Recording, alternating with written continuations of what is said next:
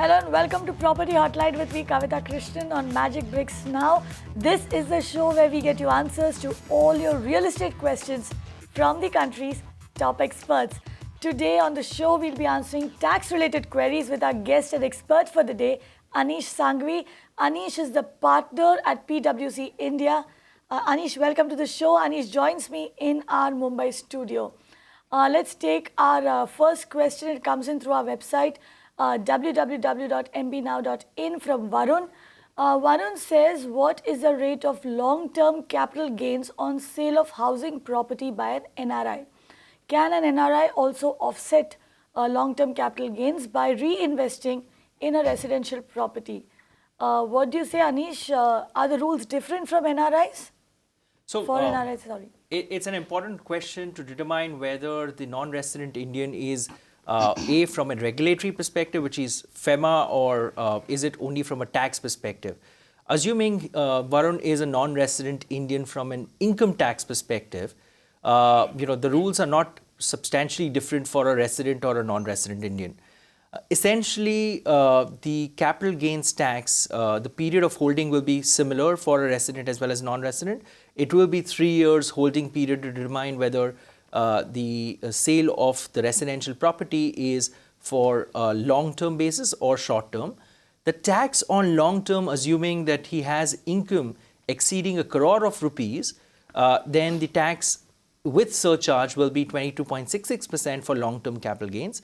If his income overall is less than 1 crore rupees, then his tax will be at 20.6%. That is assuming that he doesn't have to pay surcharge. Right. Initially when you began the answer, you did say we have to determine whether it is from the income tax perspective or the FEMA perspective. Could you break that down for our viewers? What does that mean? So essentially, again, from a FEMA perspective, there are different rules that are applicable for determining whether a person is a non-resident Indian under FEMA. But tax basis is very simple. You have to look at whether you spend 180 days in the country or not. If you're spending more than 180 days, you become a resident. If you are not spending 180 days, then you are typically a non-resident. There are certain exceptions to that 180-day rule, which is essentially to do with, are you having a job outside of India, or do you have a job in India and you're traveling overseas, or similar other categories. So if you typically have an employment outside India, then the 180 days rule remains the same way. But if you have your business or any kind of employment in India and you are spending some time overseas, then still you need to look at a 60-day period to determine whether you are a resident or not. Okay, so net you're essentially saying that if you spend a minimum of 180 days within India, then you're not technically an NRI. You're restricting it to 180 days.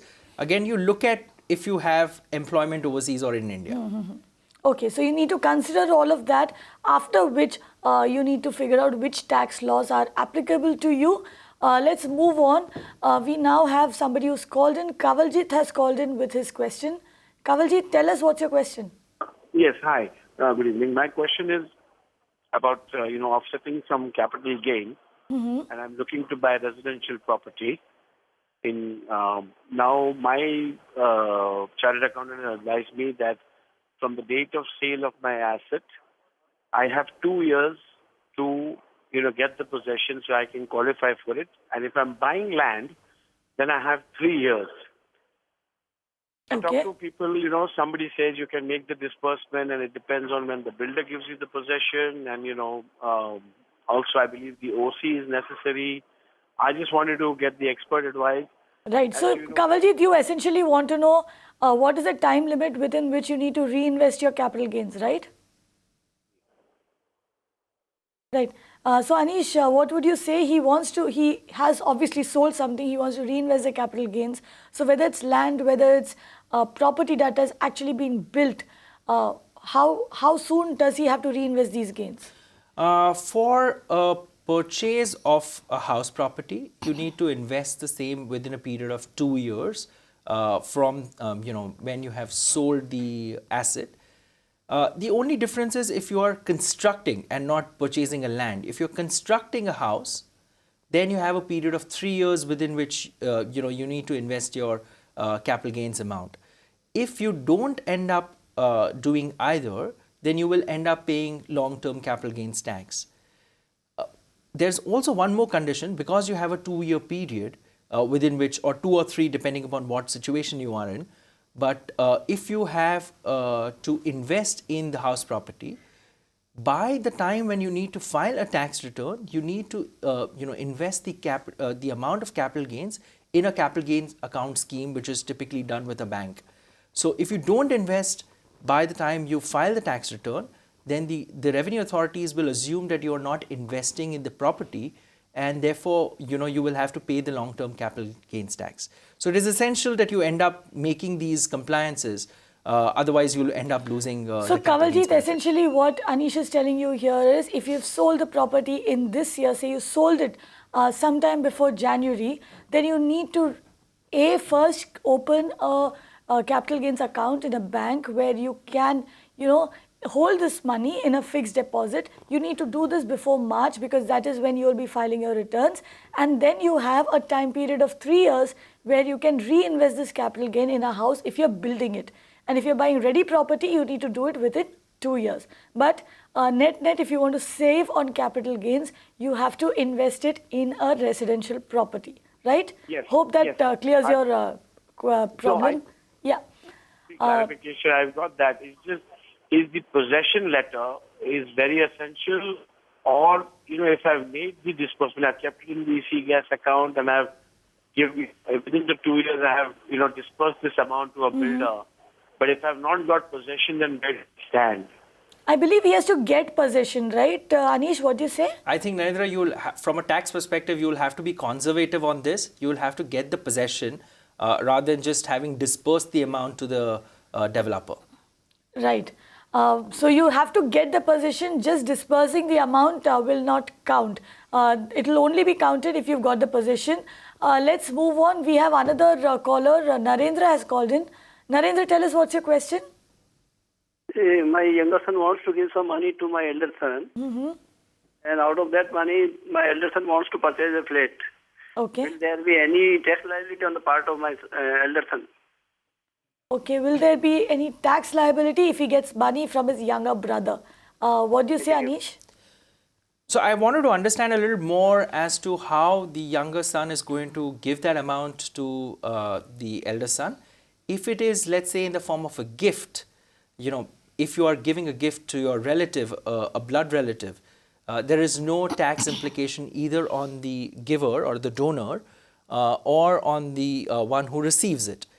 But if you are giving a loan to the other person, to the elder son, then there could be implications on clubbing of income. For example, if you're using it for some utilizing to buy another house, and there is rental income earned from that house, then the income from that rent would get clubbed with the income of the younger son. So it is very important to determine how the money is being given to your elder son. Right. So Narendra, the simple answer to your query is this: that get your younger son to gift the money to his elder brother, which also means that I believe he has to execute a gift deed, Anish. That's right. It's better to have these documented. So maybe a gift deed with even registration of that gift deed will be appropriate to ensure that there is no income tax implication either ways. One more thing that may be kept in mind is the gift deed should mention that this is an irrevocable gift.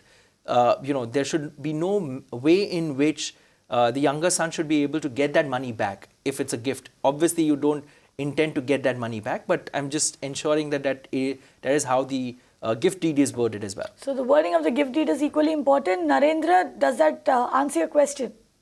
Yeah. Okay, thank you. Thank you so much for calling in. Let's move on. Praful Kumar has written on our website www.mbnow.in.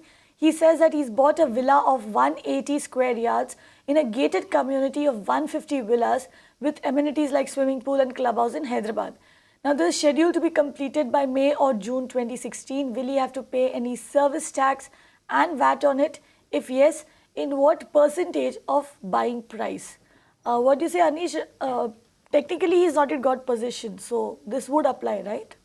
So effectively, if the developer is still constructing the property, there is a levy of service tax and VAT.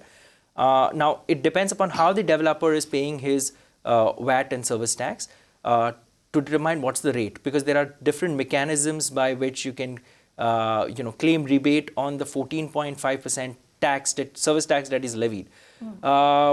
Typical rate that developers apply is about 4.35% of the value of property that you are buying. In some other cases, it could be somewhere around 5.8% if it's, for example, treated as a works contract, etc. But broadly, that should be the range in which the service tax will be levied. And I read, it is a property which is based in Hyderabad. And, Hyderabad right now, I don't know whether it is Telangana or Andhra Pradesh where the property will be assessed at.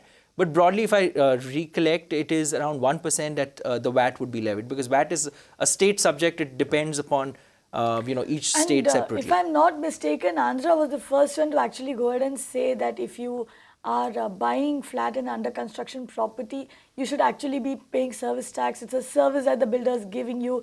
And that was the law which then the union government took and, put it in the budget, right? Yeah, so it's the timing of that may be, dependent upon how the high courts looked at it. But yes, broadly, that's right. Right. So you will need to pay service tax and VAT. And also associated with this, I wanted to ask you something. Now, you said when construction is over. How do you see that from the tax perspective? How does the IT department look at it? Does it mean when I get possession?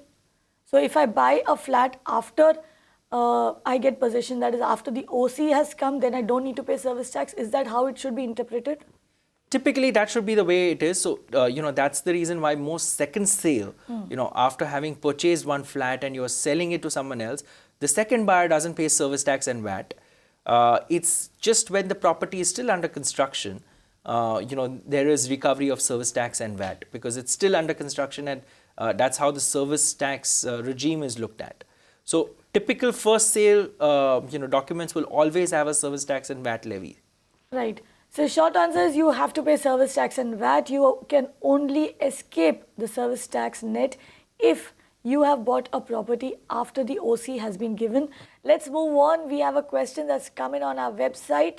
Sanjeev has written in. He says that he wishes to know what would be the long-term capital gains tax if he sells his 2 BHK apartment bought for 15 lakh rupees in April 1999. Prevailing rate is around 1.2 crore. That's quite a capital gain there. He also wants to know if he could purchase 3 1 BHK apartments from the sale proceeds without any legal hassles. Anish, answer that question. Before that, I would really want to know where he's going to get 3 1 BHKs for 1.2 crores. So I don't think so the query mentions which city he is in, but anyways. I read about the fact that he's bought the property way back in April 99 for a sum of 15 lakhs. So, typically capital gains is computed after giving indexation to the cost of investment. Now, from April 99 to let's say March 2016, you would have the cost acquisition coming up to indexation almost 3 times the sum. So 15 lakhs would have become with indexation broadly about 45 lakhs, and still 40 or 45 lakhs, whatever the number is. But on 1.2 crores less the index cost of 40 lakhs, you'll still have a sizable gain of 80 lakhs. You can invest only in one house property. That's the rule. The rule specifically says that you cannot buy multiple houses. It's investment only in one house property that is allowed to be considered for exemption. So, you will need to carefully look at how much you invest in that one BHK, or maybe you size it up to 2 BHKs instead of 1 BHK, so that you put your entire capital gain amount into a single house. The balance consideration of 40 lakhs, because of which indexation is available, you may invest in the smaller house of 1 BHK. So instead of buying three 1 BHKs, you may want to consider buying one larger house and the other smaller house. That may solve your capital gains tax issue. If you don't end up having invested the capital gains amount into a house, you may also look at other capital gains tax saving bonds for which you need to make investment in such bonds. But other than that, you will have to end up paying But capital these gains capital tax. gain bonds come with a cap. What do you mean by cap? When you invest in capital gains bonds, how much can you really invest in these bonds? You can Is there invest a the cap to entire it? amount of capital gains that you Okay. have earned. So you can invest in bonds as well. But I think that the earlier solution that Anish gave is far more simpler, and also it seems more doable with 1.2 crore. I really don't know where you're getting these 3 1 BHKs, but if you are getting, good luck, buddy. I mean, please let us know, and let us also tell all the other viewers on the show. Otherwise, look for 1 2 BHK and 1 BHK to reinvest in, and you can break up your capital gains that way. Let's move on. We have Shehnaz who's called in. Shehnaz, tell us what's your question. Yeah. Hi. I sold my house on 18th of June, right? Mm-hmm. So, I want to invest. Now, what is the time period I can put my money invest? I'm talking about the this account to be opened in capital tax gain. Within what period should I open after taking the amount? Okay, so you sold it 18th of June 2015. Hmm. Okay. So how soon does she need to invest this in a capital gain account? So, thankfully it's this year that you have sold the flat. Assuming, you don't have any other partnership income, your typical date for filing a tax return is 31st of July 2016. This is the date by which you need to have the capital gains account in place, and you have to deposit all the amount of capital gains into this account to ensure that you don't lose out on the long-term capital gains exemption. Provided you will get this exemption only provided you utilize the amount from the capital gains account to buy a new property or to construct a new property. So you will need to utilize that sum as well. It's just not putting that money into the capital gains account. Okay, so how long can she keep it in the capital gains account safely and not really be taxed for it? So you need to invest in the house property, the new house property, within a period of 2 years from the gain, when the gain arises. So effectively you have 2 years, so 18 June 2015 to 18 June 2017, or if you're constructing, it's 3 years. Right.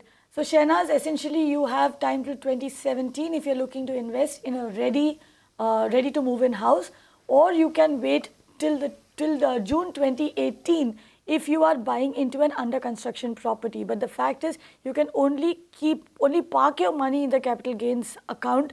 Putting the money in the capital gains account doesn't help you save on tax.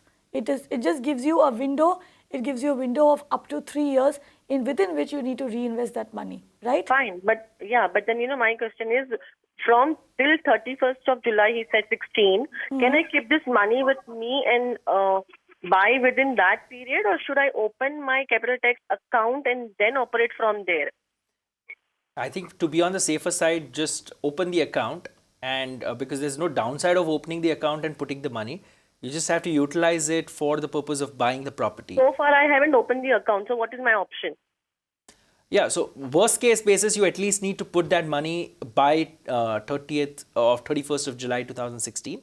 Oh. You can still use I think Anish, what she's trying to ask you here is, say she doesn't open this account by 31st of July. What happens? Then you end up paying capital gains tax.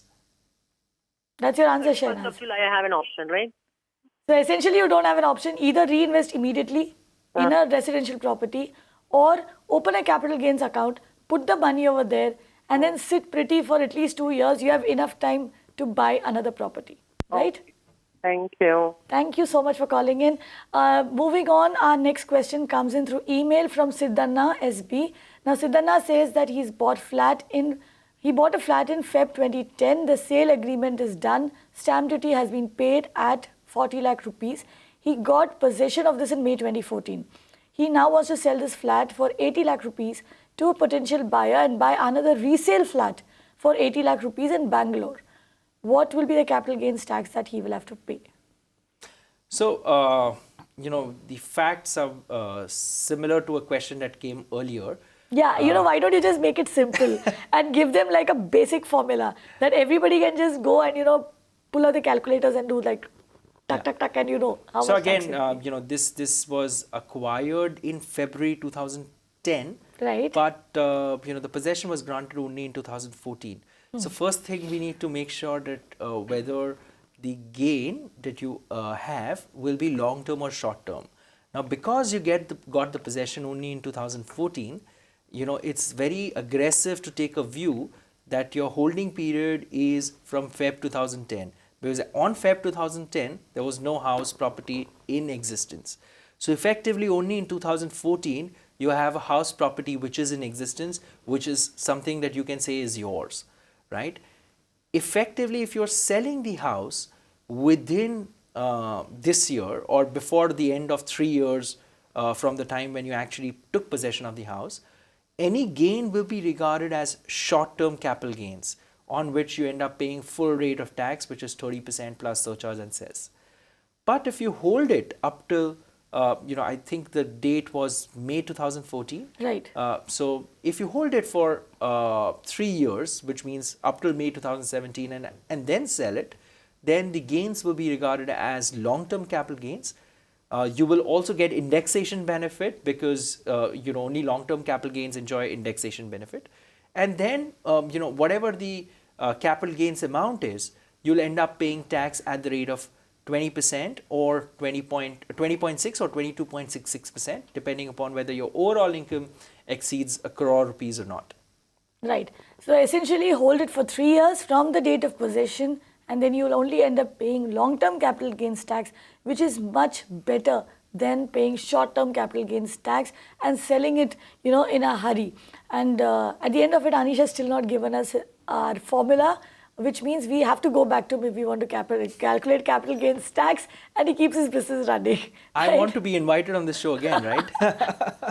Right. We'll definitely invite you on the show. With that, time for us also to wrap up today's edition of Property Hotline. Anish, thank you very much for coming in.